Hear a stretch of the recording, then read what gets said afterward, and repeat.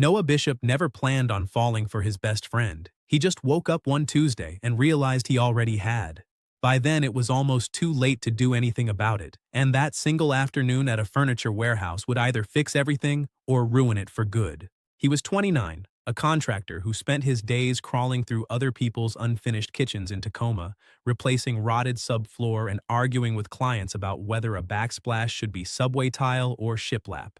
His hands were rough, his truck smelled like sawdust, and his idea of a perfect evening was silence. His best friend, Claire Donnelly, was the opposite. She staged weddings and corporate galas for a living, the kind of woman who could turn a bare warehouse into something that looked like a memory before it even happened. They had known each other for 7 years, ever since college, and every person who met them assumed the same thing within the first 5 minutes. Noah and Claire always corrected it the same way, just friends, always had been. That comfortable lie started to crack the week Claire signed a lease on a tiny apartment above an old bakery near the waterfront. The place had crooked floors, a leaking faucet, and more charm than it had any right to. The day after she got the keys, she called him with no greeting at all. "I need a truck and someone who can tell a real table from a death trap." He laughed and told her that was the most romantic thing anyone had ever said to him. She told him to shut up and be ready by 9. The warehouse they drove to on Saturday morning was the kind of place that smelled like dust and old varnish. Rows of mismatched furniture stretching under buzzing fluorescent lights. A radio somewhere near the back played static-laced country music nobody seemed to be listening to. Claire moved through it like she already knew exactly what the apartment needed before she saw it. A scratched walnut desk, a blue velvet armchair with one wobbly leg that Noah immediately vetoed and she immediately defended like it had personally wronged him. A brass floor lamp, a bookshelf she swore had, in her words, main character energy. He mostly pushed the cart and pretended not to enjoy watching her argue with strangers about price. At the register, an older woman rang up their pile of furniture and glanced between them with the easy warmth of someone who had seen 1,000 couples come through her store. "Your husband's got good arms for hauling," she said to Claire, nodding at Noah. He didn't think before he answered. He just smiled the way you smile at a harmless comment from a stranger. "She's actually my wife. I just let her think she does all the heavy lifting." The woman laughed. He laughed. Claire didn't. Her face went red in a way that had nothing to do with the heat in the store. She looked down at the receipt like it had suddenly become the most interesting object in the building. And when the woman walked off to grab a cart for them, Claire said something so quiet Noah almost missed it entirely. "I wish that wasn't a joke." He froze with both hands still on the cart handle, and for the rest of the checkout, neither of them said another word. The drive back to her new place was thick with something neither of them had a name for. Noah tried to lighten it. "My wife's awfully quiet today." Claire didn't look at him. "Don't call me that if you're only kidding."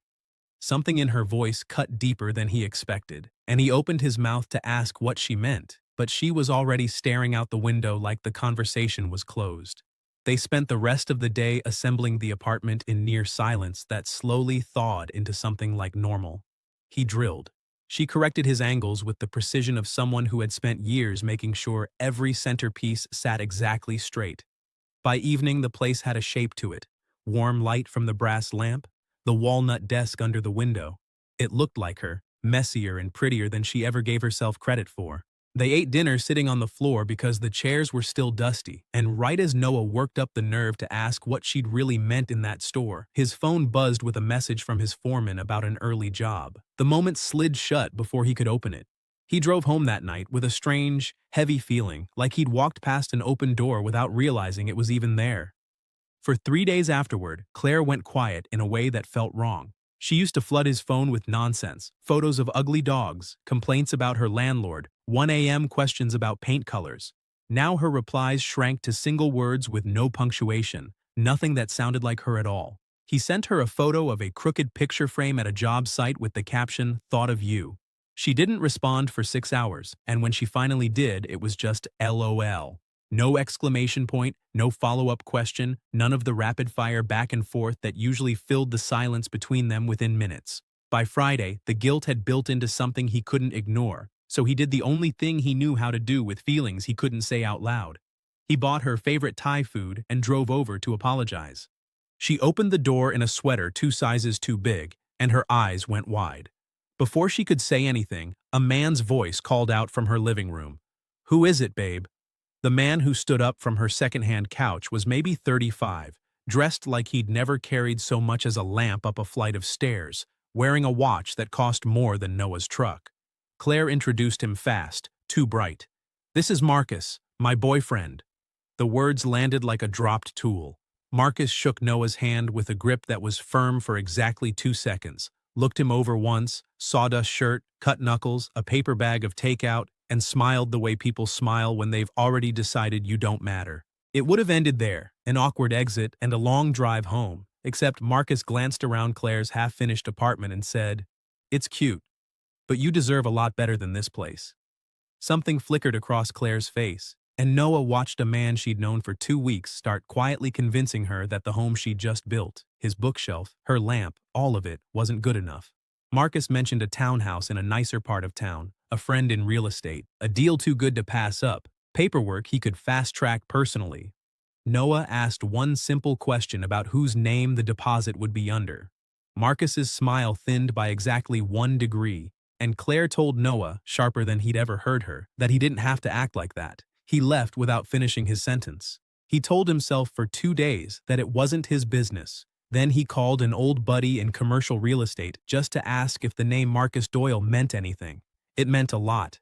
Marcus had run the same script for 2 years under different company names, targeting women who'd just moved cities or started over alone, promising insider deals on properties that were either already under contract or didn't exist outside of recycled listing photos. One woman had lost almost $20,000 before realizing the contract she'd signed was deliberately worded to dodge real estate law entirely. Noah drove out to the address Marcus had bragged about. A real agent sign was already on the lawn. Nothing about private financing, nothing about Marcus at all. The agent, a woman named Diane, went quiet the second he said the name, then asked him one question that made his stomach drop. Had his friend already given Marcus money? He texted Claire that night. She told him she didn't want to hear it. He went anyway. Marcus answered the door, with his easy charm already gone thin. Behind him, Claire sat at her kitchen table with a stack of papers under a logo Noah had never seen. He didn't bother with small talk. He held up his phone, screenshots, the recorded voicemail from Diane confirming everything, the listing that proved the townhouse was never Marcus's to sell. Claire went pale, reading over his shoulder. Marcus tried to spin it, called the documents out of context, called Noah jealous and bitter, and then, rattled for the first time, let one phrase slip through the cracks of his charm. He called Noah a nobody with a tool belt who didn't understand how real success worked. Claire looked at him like she was seeing him clearly for the first time in her life. She picked up the contract, tore it cleanly in half, and pointed at the door. Marcus left with nothing but his jacket and a long, ugly look aimed at Noah on his way out. The silence after the door clicked shut was heavier than either of them expected. Claire stood frozen over the torn paper, staring at it like it might rearrange itself back into something that made sense. The brass lamp they'd argued over still glowed warm in the corner, completely indifferent to how close she'd come to losing everything in the room around her. When she finally spoke, her voice cracked down the middle. "You were right." Noah told her he wished he hadn't been. He meant it. Being right about something like this didn't feel like winning anything at all. She admitted it slowly, piece by piece, the way people do when shame finally runs out of places to hide. She'd almost handed over a deposit because a stranger looked her in the eye and told her she deserved more than the life she'd just built for herself. And the reason it worked, she said, was because some part of her already believed it. Ever since the day at the furniture store when Noah called her his wife and she felt something real, only to watch him laugh it off 2 seconds later like it meant nothing at all. He didn't have a clever answer ready. He just told her the truth, that he hadn't said it as a joke because it was funny. He'd said it because for one unguarded second it felt true, and that terrified him enough to bury it behind a laugh before either of them had to deal with what it actually meant. 7 years of calling each other just friends, and he was only now admitting he'd been lying to himself the whole time. Claire didn't say anything for a long moment. Then, quietly, she told him he was unbelievably slow. He agreed completely. The weeks after that weren't dramatic. No fireworks, no big declaration. Claire filed a report, and 2 other women who had crossed paths with Marcus came forward once they heard what happened. Noah didn't disappear once things calmed down. He changed her locks, fixed a loose hinge nobody had asked him to fix, and sat with her on nights she felt foolish for almost being fooled, not with speeches, just with quiet, stubborn presence. It became something neither of them announced out loud. He started staying for dinner more. She kept one of his hoodies in her closet without asking. She started signing his texts with a single small heart, nothing dramatic, just enough that he noticed every time. He stopped pretending he had somewhere else to be on weekends. Neither of them rushed to put a label on it out loud, but the apartment slowly filled with small proof that he belonged there too. A second toothbrush, his work boots by the door, a spare key she gave him without making a speech about it. A month later, they went back to the same warehouse for 2 more chairs, and the same woman at the register smiled at them like old friends. "Look who's back, the lamp couple," she said. Claire glanced sideways at Noah, waiting to see if he'd flinch again. He didn't. He looked at the woman and said, calm and certain, "Not yet, but I'm working on earning the right to say it without making her mad." Claire's cheeks went pink, but this time she didn't look away. She reached over and laced her fingers through his under the bright store lights, and for the first time since that humiliating, perfect day, neither of them needed a joke to hide behind.